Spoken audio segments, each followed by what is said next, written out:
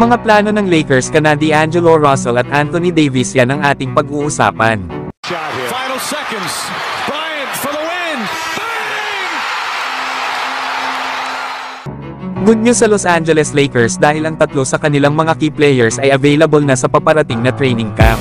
Sinabi nga ni Rob Pelinka sa isang press conference na itong sila Rui Hachimura, Gabe Vincent at Jalen Hood-Schifino ay lahat daw ay medically cleared sa pagsisimula ng training camp.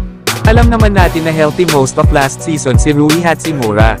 Pero sa nakaraang Paris Olympics habang ito ay naglalaro sa kanyang bansa na Japan laban sa France ay nagtamo nga ito ng calf injury. Nasa loob na ng 29 minutes ay nakascore pa naman si Hachimura ng game-high 24 points. Kaya yun na yung huling beses na nakita si Hachimura na naglaro sa Olympics. Pero ngayon ay ready na ito na sumama sa training camp ng kanilang pupunan. Habang para naman kay Gabe Vincent, ay 11 games lang itong naglaro last season dahil sa knee issue. Inaasahan nga sana ito ng Los Angeles Lakers na tutulong sa kanilang dalawang superstars. Na alam naman natin na bago ito mapunta sa Lakers ay naglaro na muna ito noong 2023 sa NBA Finals. Kaya malaking bagay sana yung kanyang pagiging sharpshooter na kaya nga nito mag-provide ng scoring sa Lakers. Isa pa ay maaasahan din ang depensa na ginagawa ni Gabe Vincent. Kaya naman kailangan nito na bumawi ngayong season sa Lakers. Para naman maging worth it ang $33 million na ibinigay sa kanya ng Los Angeles Lakers. Nasa ngayon ay may 2 natitirang taon na lang ito sa kanyang kontrata.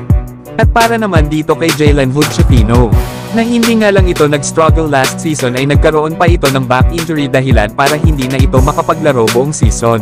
Na sumailalim pa nga ito sa isang surgery para ayusin ang parteng likuran ng kanyang injury.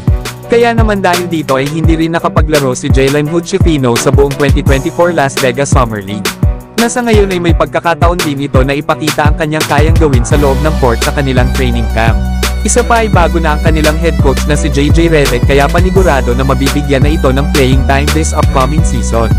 Samantalang JJ Redick ibinunyag naman ang kanyang plano sa pagsisimula ng kanilang season dito kay D'Angelo Russell. Sa ngayon kasi mga idol ay gusto ni JJ Redick na ayusin ang kanilang opensa.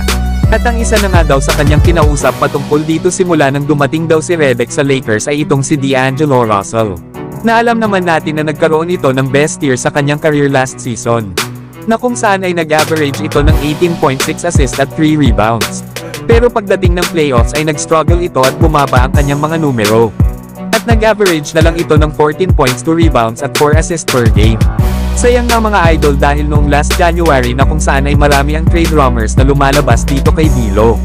Ay dito naman nagsimula ang kanyang magandang performance at hot shooting hanggang matapos ang regular season.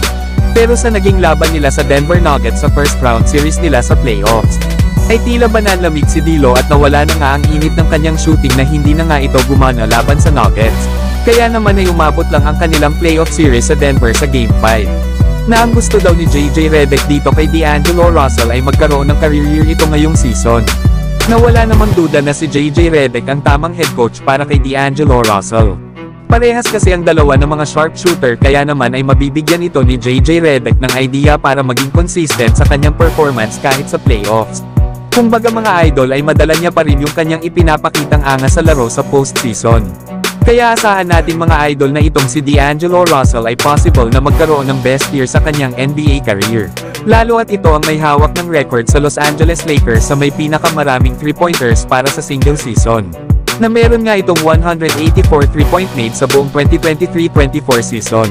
Pero kayo mga idol, ano ang masasabi nyo dito kay D'Angelo Russell?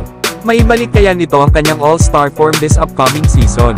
Samantalang JJ Redick na tanong naman kung ano ang kanyang magiging plano dito kay Anthony Davis. Ito ay kung sakaling makaligtaan ni Davis ang iba nilang mga laro dahil sa pagkakaroon ng injury. Na dito nga ay sinabi ni JJ Redick na meron nga daw silang different lineups na gagamitin. Sinabi pa ni Redick na hindi naman daw nila sasabihan sila Jackson Hayes at Christian Wood na maglaro sila katulad sa ginagawa ni Anthony Davis kapag ito ay healthy. Sa ngayon daw kasi ay nagmula si Anthony Davis sa kanyang pinaka-healthy na season sa kanyang career last year.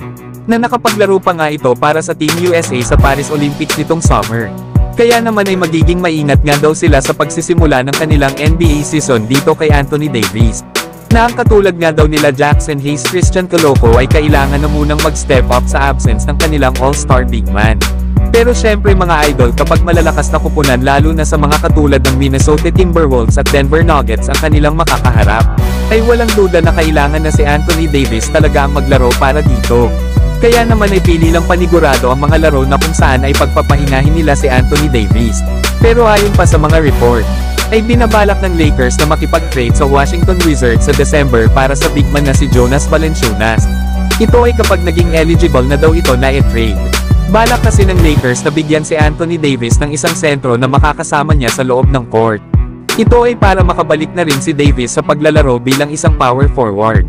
Maganda rin ang idea na ito dahil mas tumatagal si Anthony Davis sa mga laro buong season kapag naglalaro ito bilang 4. Mas nakakaiwas kasi ito sa mga possible na injury na makukuha niya sa pakikipagbanggaan sa mga sentro ng kalaban.